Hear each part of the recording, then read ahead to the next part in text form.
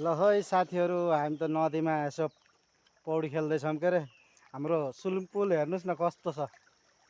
ए ज्वाइँ हुनुहुन्छ दाइ हुनुहुन्छ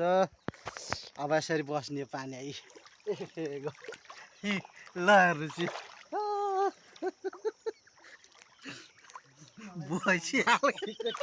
भैँसी आल्केले जस्तो भइरहेछ गहिरो नरहेछ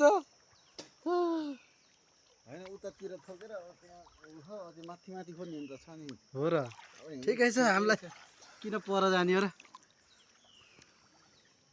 मोबाइल भिज्ने हो कि भन्न पर्ने हाम्रै लागि ओकटेर राखे जस्तो भयो ज्वाइँ यता दाइ यता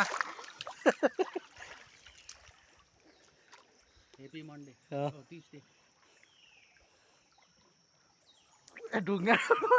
ढुङ्गा